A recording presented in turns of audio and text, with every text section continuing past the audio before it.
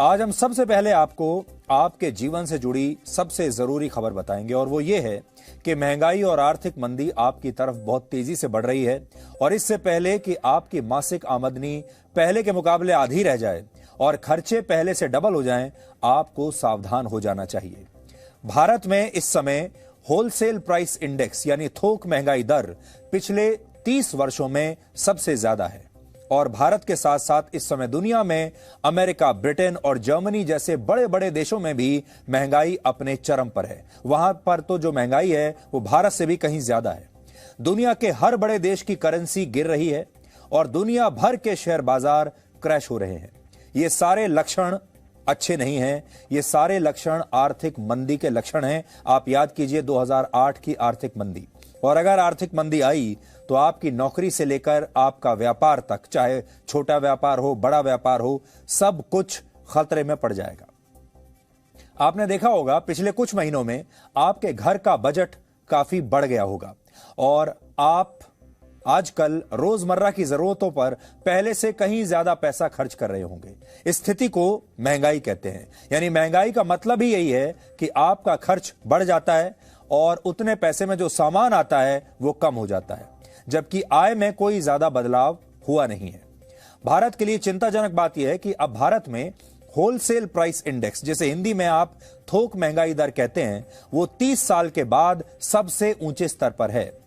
खाने पीने की चीजों और कच्चे तेल के दाम बढ़ने से इसी साल मई में होलसेल प्राइस इंडेक्स 15.88% के रिकॉर्ड स्तर पर पहुंच गया। इससे पहले अगस्त 1991 में, यानी आज से 30 साल पहले, यह आंकड़ा लगभग 16% के आसपास पहुंचा था।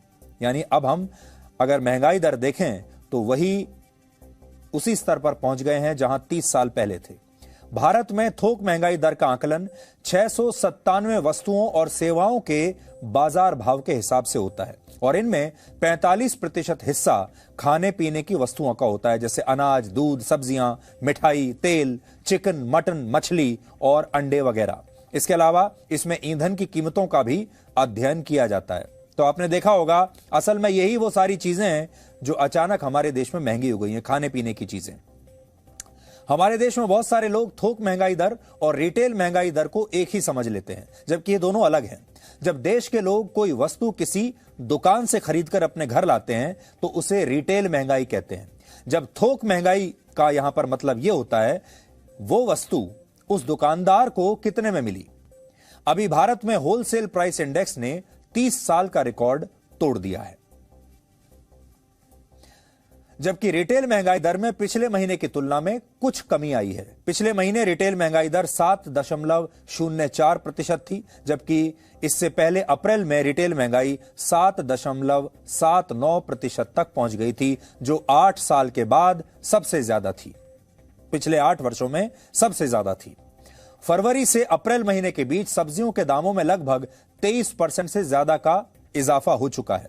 यानी अगर पहले कोई सब्जी 100 रुपए प्रति किलो के हिसाब से मिल रही थी तो अब उसकी कीमत 123 रुपए हो चुकी है। इसके अलावा जनवरी 2010 के बाद आटे की कीमतों में भी बहुत वृद्धि हुई है और कुल मिलाकर कहें तो महंगाई अब इतनी बढ़ गई है कि भारत के लोगों की जेब में अब ज्यादा पैसा बचा ही नहीं है।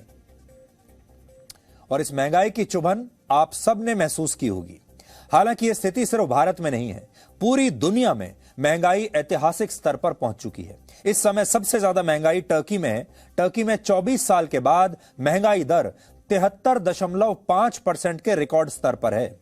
अमेरिका में 41 वर्षों के बाद महंगाई दर 8% से ज्यादा है। ब्रिटेन में 40 साल के बाद महंगाई दर ने 9% का आंकड़ा छुआ है। जर्मनी में 50 साल के बाद महंगाई दर सबसे ऊपर है, 7.9%। इसके अलावा यूरोप में यह आंकड़ा 8.1% है, ब्राजील में 11.7%, रशिया में 17% और पाकिस्तान में 2.5 साल के बाद मई के महीने में महंगाई दर लगभग 14% के स्तर पर पहुंच गई है। जबकि इन देशों की तुलना में भारत में महंगाई दर आज भी बहुत कम है। तो अगर आप चाहें तो अपने आप को भाग्यशाली भी समझ सकते हैं, क्योंकि पूरी दुनिया में महंगाई जिस स्तर से बढ़ रही है, जिस तेजी से बढ़ रही है, उस तेजी से भारत में नहीं बढ़ी है।